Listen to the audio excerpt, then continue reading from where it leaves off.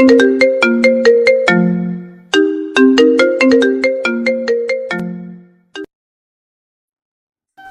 আমার কাছে আসার চেষ্টা করবেন না।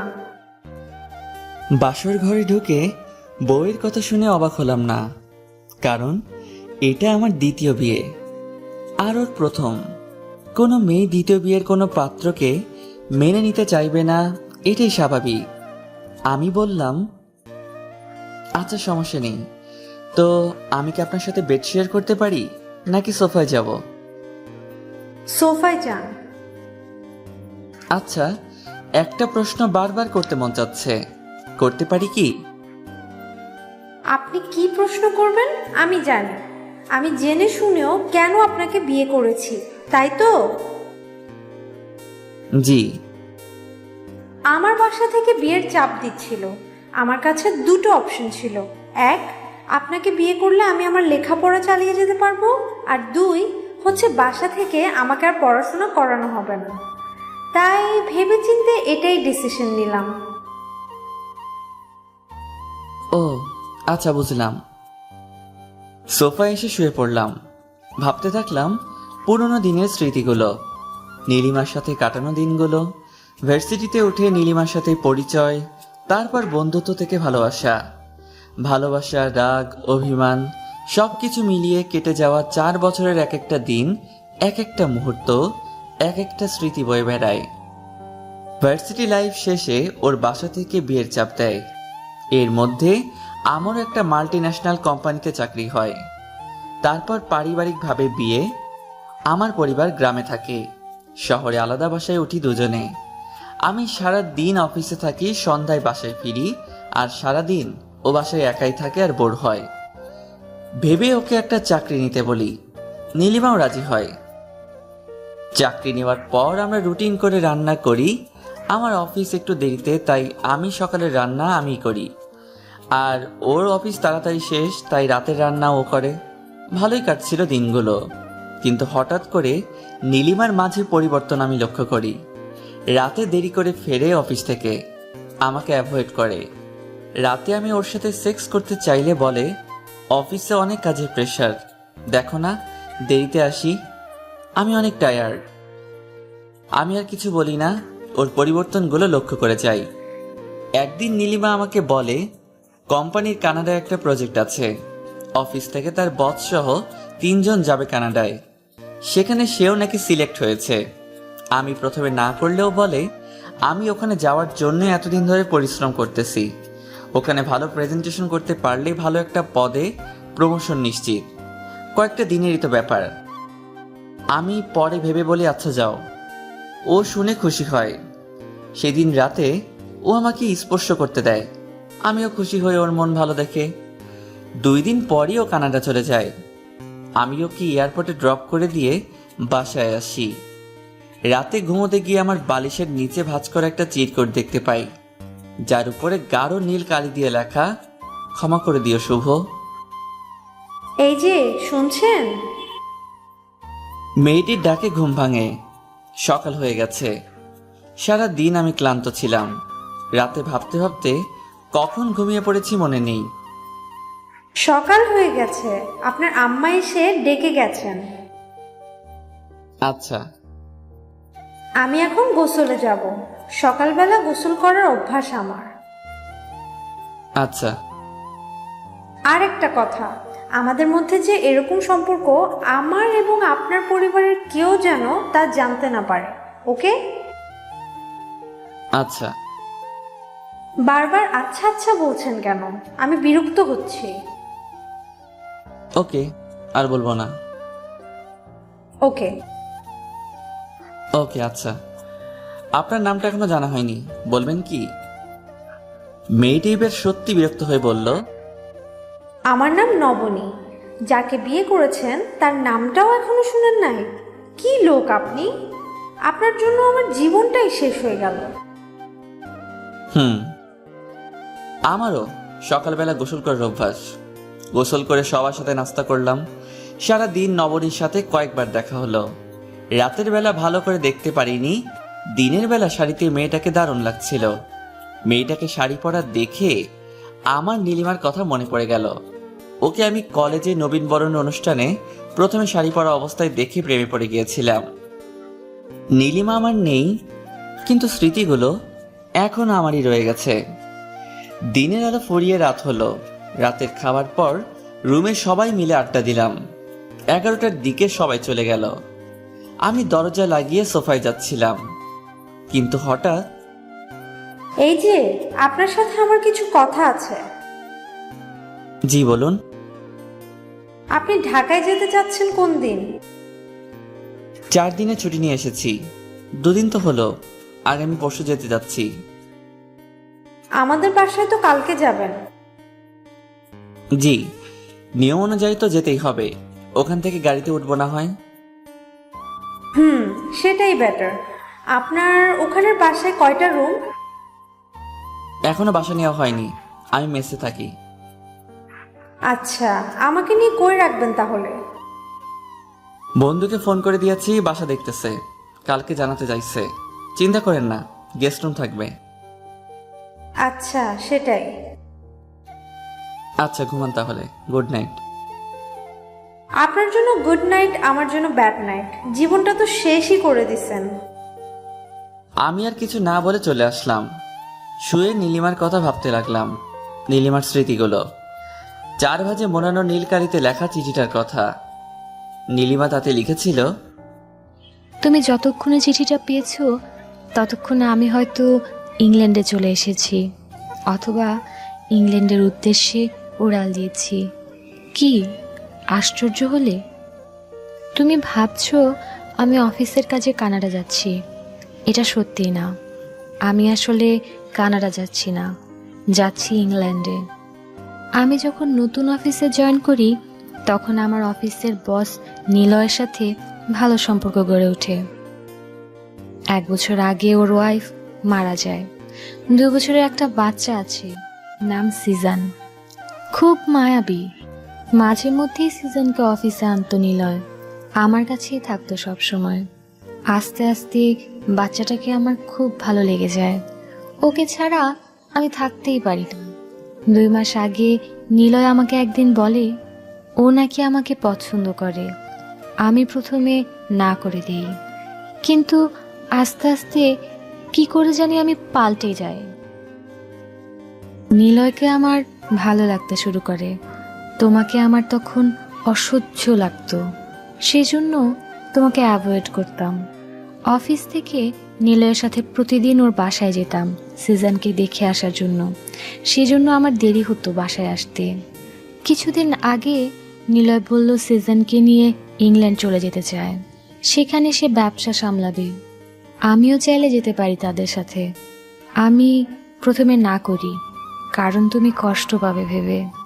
আমাদের এত বছরের ভালোবাসার কথা ভাবি, কিন্তু সব কিছু আমার কাছে তুচ্ছ মনে হয়।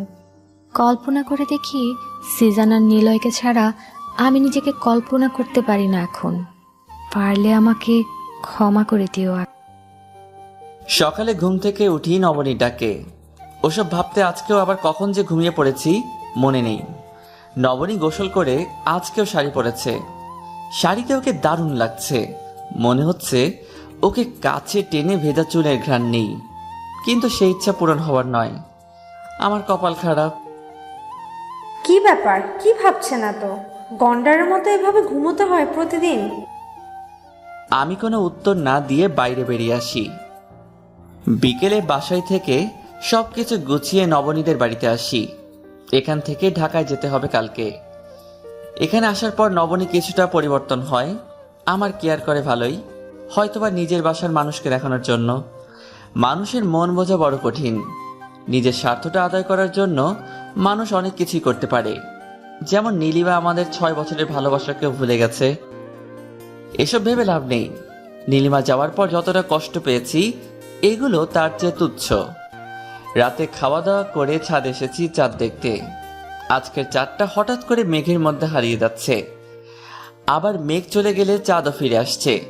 ঠিক মানুষের জীবনের দুঃখ সুখের হিসেবের মতো। হঠাৎ করে সুখ আসে কোনো মেঘের কারণে, তা হারিয়ে যায়, তখন দুঃখ আসে। আবার মেঘ চলে যায়, দুঃখ হারিয়ে যায়, আবার সুখ আসে। এসব ভাবতে ভাবতে পিঠের উপর হঠাৎ কারো স্পর্শ অনুভব করি। কিছুটা চমকে উঠি, তাকিয়ে দেখি নবনী। কি ভয় পেয়েছেন? না। তো চমকে উঠলেন যে? কল্পনার বাইরের কেউ এসে হঠাৎ করে স্পর্শ করলে যে কেউ চমকে উঠবে, তাই না? আমি কি আপনার কল্পনার বাইরে? কেউ কল্পনায় জায়গা না নিতে চাইলে তাকে জোর করে ঢোকানো কি ঠিক? হ্যাঁ, তা ঠিক বলছেন। তো হঠাৎ করে ছাদে এসে এভাবে স্পর্শ করার কারণ কি? কফি নেন, ঠান্ডা হয়ে যাচ্ছে। আম্মা পাঠিয়েছে আপনার জন্য। নিজে থেকে নিয়ে আসেনি তাহলে? যার কল্পনায় জায়গা করে নিতে চাই না তার জন্য নিজে থেকে নিয়ে আসবো নাকি? ঠিক বলেছেন। হুম। দুজনে দাঁড়িয়ে আছে চুপচাপ। নীলিমার সাথে এইভাবে দাঁড়িয়ে কত যে গল্প করেছি তার হিসেব নেই।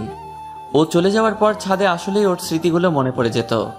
তারপর আস্তে আস্তে সময় গড়িয়েছে, আমিও সেগুলো ভোলার চেষ্টা করেছি, ভুলেও গেছি অনেক কিছুই। ঘুমাবেন না? রাত তো অনেক হলো।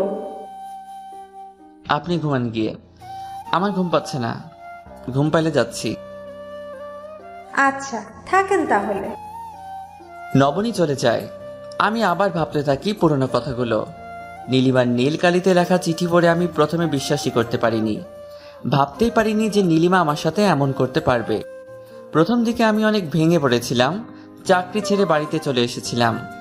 নেশা টেশা করেছিলাম কিছুদিন, কিন্তু পরে ছোট বোন বাবা মার কথা ভেবেছি। তারা আমার জন্য অনেক করেছেন, আমি তো তাদের জন্য কিছুই করিনি। পরে বাস্তবতাকে বুঝে নিয়ে নিজেকে সামলে নিয়েছি। নতুন চাকরিতে জয়েন্ট করেছি।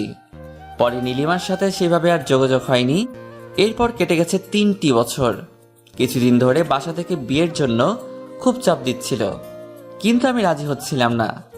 নতুন করে কষ্ট বাড়াতে চাচ্ছিলাম না। কিন্তু সেদিন আব্বা ফোন করে বলতেছে, আকাশ, তোর আম্মা খুব অসুস্থ, তাকে শেষ দেখা দেখতে চাইলে আজকে রাতের গাড়িতেই বাড়িতে চলে আয় বাবা। আমি আব্বার কথা শুনে অফিসে জরুরিভাবে ছুটি নিয়ে বাড়িতে এসে দেখি আম্মা সুস্থ। নবনীর সাথে আমার বিয়ে ঠিক করেছেন। মেয়ে নাকি খুব ভালো, তাই তারা জরুরি বিয়ের ব্যবস্থা করছেন। আমি সত্যিটা শুনলে আসবো না, তাই মিথ্যে বলে নিয়ে এসে আমাকে ফাঁসিয়েছেন। তাই বিয়ের আগে শর্ট টাইমের মধ্যে নবনীর সাথে যোগাযোগ করতে পারিনি। নবনী আমাকে বিয়ে করতে ইচ্ছুক কিনা এই বিষয়ে তার সাথে আগে থেকে কথাও বলতে পারিনি। এই যে অনেক রাত হয়েছে, এখনো কি ঘুমাবেন না?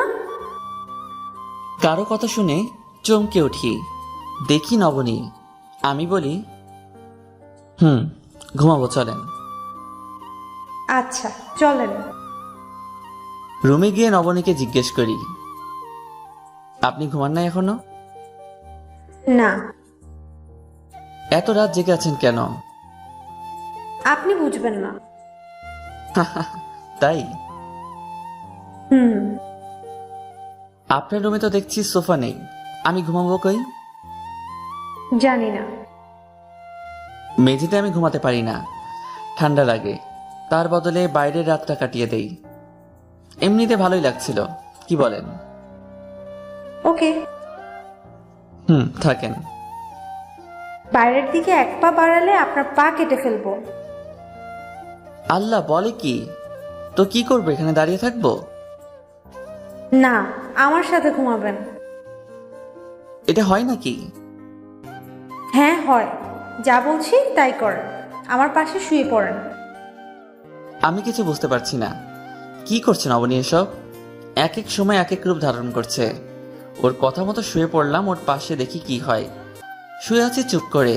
হঠাৎ নবনী বলে, জানেন, আমার বয়স যখন 5 বছর, আমার মা বাবাকে ডিভোর্স দিয়ে আমাকে নিয়ে নানু বাড়ি চলে আসে।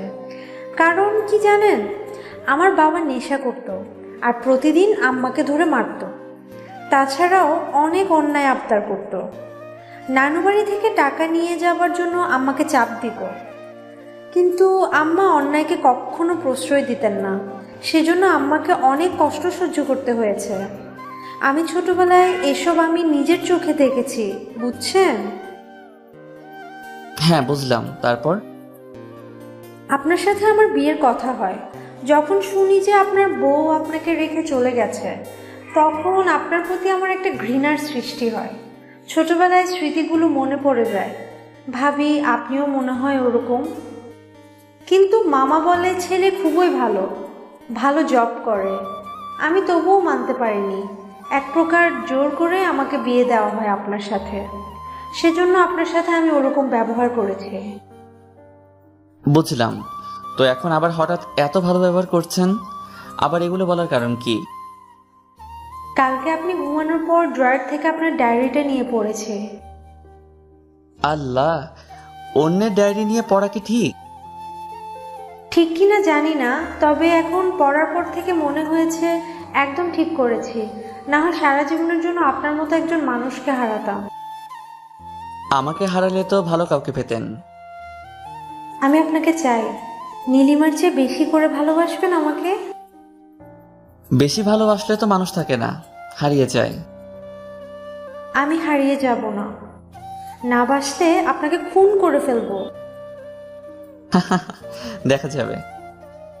হাসবেন না, মুখ সেলাই করে দেবো একদম। ওকে। আরেকটা কথা জানার ছিল। বলেন। নীলিমার সাথে আপনার পরে কি আর যোগাযোগ হয়নি? এটা কি সত্য? না। আমি আপনার বউ, আমার কাছে কিচ্ছু লুকাবেন না। আমি আপনার বোনের কাছ থেকে শুনেছি আপনাকে নীলিমার ভাই একটা চিঠি দিয়েছিল। কি লেখা ছিল ওই চিঠিতে বলেন? মিতু আপনাকে বলে নাই কি লেখা ছিল? আপনি ওকে নাকি নিষেধ করেছেন কাউকে না বলতে, সেই জন্য বলেনি। এখন বলেন, না হয় আপনার সাথে আর কোনো কথা নেই। বলতেই হবে? হ্যাঁ বলেন তাড়াতাড়ি। আমি হঠাৎ নবনীর এরকম অধিকার খাটানো দেখে অবাক হয়ে গেলাম। একটা মানুষ এত তাড়াতাড়ি কিভাবে চেঞ্জ হতে পারে? এসব মেয়ে মানুষের দ্বারাই সম্ভব। খুব তাড়াতাড়ি কাউকে ভালোবাসতেও পারে, বিশ্বাসও করতে পারে, আবার ভুলেও যেতে পারে খুব তাড়াতাড়ি। কি হলো? কি ভাবছেন? বলছেন না কেন? আমি চমকে উঠলাম আর স্মৃতিগুলোকে মনে করে ওকে বলতে লাগলাম। সেটাও 4 ভাঁজের নীল কালির লেখা চিঠি ছিল। তাতে লেখা ছিল, চিঠিটা যখন তুমি পড়ছো তখন আমি ভালো নেই। আত্মহত্যা মহাপাপ দেখে আমি এখনো বেঁচে আছি। তোমাকে ছেড়ে গিয়ে জীবনে একটা পাপ করেছি, তার প্রায়শ্চিত্ত আমাকে করতে হচ্ছে। তোমাকে ছেড়ে আমি ইংল্যান্ডে আসি নিলয়ের সাথে। প্রথমে এখানে ওর সাথে আমার ভালোই কাটে, কিন্তু কিছুদিন পর ও কেমন জানি পাল্টে যেতে শুরু করে। বেশিরভাগ রাতেই বাসায় ফেরে না, অন্য মেয়েদের সাথে রাত। আমরা এতদিনে বিয়েও করিনি। ওকে বিয়ের কথা বললে ও এড়িয়ে চলে। ও একদিন আমাকে একটা হোটেলে পার্টিতে নিয়ে যায়। ওর একটা ক্লায়েন্টের সাথে আমাকে রাত কাটাতে বলে। আমি রাজি না হওয়ায় আমাকে মারধর করে বাধ্য করে। তারপর থেকে প্রায় রাতে আমাকে এই কাজ করতে হয়, না হয় ও আমাকে মারধর করে। আমার পাসপোর্টও ওর কাছে। কিছু বললে ও আমাকে হোটেলে বিক্রি করে দেওয়ার হুমকি দেয়। আর কিছু বলতে চাই না, হয়তো এটাই আমার তোমাকে ঠকানোর পরিণতি। পারলে আমাকে ক্ষমা করে দিও। আপনি কি এরপর আর ওর সাথে যোগাযোগ করার চেষ্টা করেননি? না। কেন? কারণ আমি অতটা মহৎ না। ঠিক করেছেন। কেন? না হয় আমি আপনাকে পেতাম না। তাই? হ্যাঁ তাই। আচ্ছা ঠান্ডা লাগছে, আমাকে এখন একটু জড়িয়ে ধরুন। আমি ওর কথা শুনে মুচকি হাসি আর ভাবতে থাকি, আরেকবার না হয় নবনী নামের পাগলি মেয়েটাকে ভালোবেসে দেখি। হতেও তো পারে ও আমার সত্য ভালোবাসার উপহার।